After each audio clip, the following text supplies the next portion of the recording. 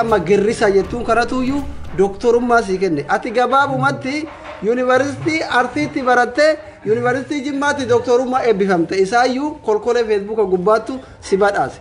Garuu yoo dhugarratti dhugaa arraasitti hin qaanfanne boruusitti qaanfachuudhaan teenya irratti hundooytee yoo dhugaadhaaf ragaa baate ati siif ittiin boona daasinaaf. Girrisaan kana mootiin girrisaa immoo akka isin akkasi girristan maqaa isin beekuuf isinitti taphataa jechuudha. Nutti taphachuun danda'u. Nutti taphataa mootiin girrisaa. Ilma qaallichaan nutti ishishee kolkoloo. So wanta rengadda Arab amboo urgeetu ragaa sii bahe suuraan shooppii miti dhugaadha bilxiginnaan mallaqa nutti kennanii waraana nu ajajanii shallee nu ajajanii dhugaa bullee jedhee amboo urgee ragaa bahe maatu si hadheesee waan kana suuraa kee jawarsin kaafne jawarsi wajjin dhuyne kasi wajji dhuge amboo urgeeti kasi affeere taayyee yeroo darbe miliyeena 2 gate jedhe miliyeena 2 inni ka gate jedhee kijibu haraqee isin dhuydaniitu oovarii irratti bahee jechuudha.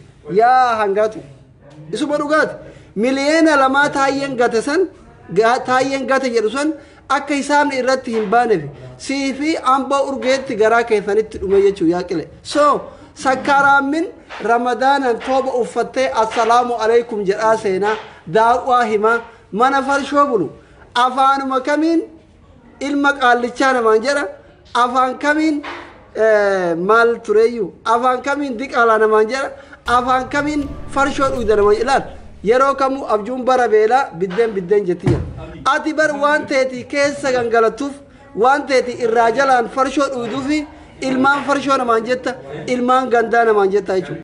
Ilmi qaallichaa gaafanni haqa qabu faarsaa turre gaafanni dhugaa qabu dhaabbachaa fi turre amma dhugaan qabu haqan qabu dura dhaabbannaa jechuudha. Akka kalee isaa dura warra dhaabbate balleessinetti arra isa balleessinaa jechuudha. Isaatu haqan qabne irra isaan dhugaan qabne. Laal yaa addaan gaatu dhageeffadhu isuma dhugaa rabbiititti mee erga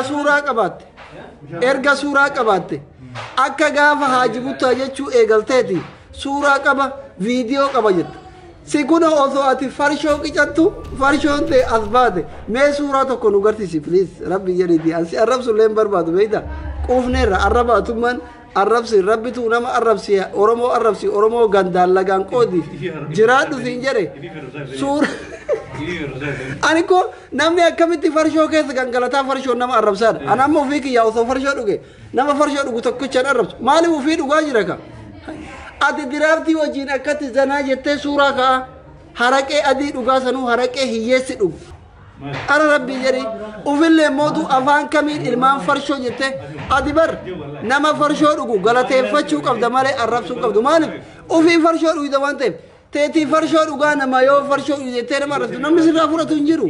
Nama silaa abaaruu hin qabne hunda abaartanii nama silaa muruu hin qabne hunda murtanii nama silaa tuquu hin qabne hunda hugguutu hixan. Sigalee booddee itti qaanfattan. Ajandaa ammaan tana deemu kana OPDO baasa shakkiin qabu. Ajandaa amma deemu kana OPDOtu gaazatti naqaadhaa banzeetti naqaadhaa kan maddii fi OPDOon. Isaatu badiirra jira. Isaa karaa nagaa irra hin jirre. Tanaaf isa balleessina. Akka ati tanan dhageenya si barbaadaa riippoortu nu goosisaa jechuun ijoolleedhaan amma za'a tanan ni taa'eeti mootiin girrisaadha. Ana nyaatu Dooktar Angee ko ana nyaatu. Dooktar Angee guyyaa adiidhaani Ramadaanaan dhugatti ati argina hangaasa guyyaa adiidhaan Ramadaana keessa hangaasa assalaamu alaykum jechaadhamu. Hayni karabbiiti kanamaatii miti. Rabbiin akka baasittuu haqa numa baasa. Rabbiin akka baasittuu oofee haqa kana numa baasa. Hayni xiqqaa fi guddaa qabu hin batu.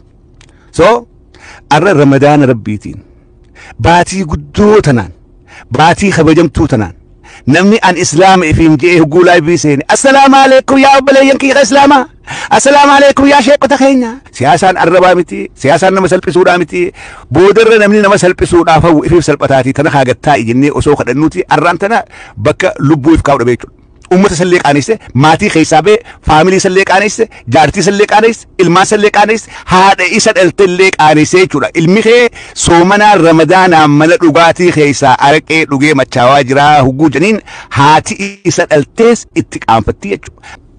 Wanni hundi daangaa qabdi. Badillee hangatti balleessan qabdi. Kijibni hangatti kijiban qaba. Haqqisaan kee garuu daangaa san hundi dabareeti waan ifii qabdu gaarbeejii ifii qabdu hunda kaan irra kaa'uu barbaadda. Garuu gaarbeejiin dideetu asirratti deddeebi'a. Dideetu asirratti deddeebi'a. Arra atuma dhokadheedhaaf ta'e samanziraa kaattee kalooyitaa kaattee dhokadheettee aamboo jala seentee araqee dhiitta. Hangaasaa bira.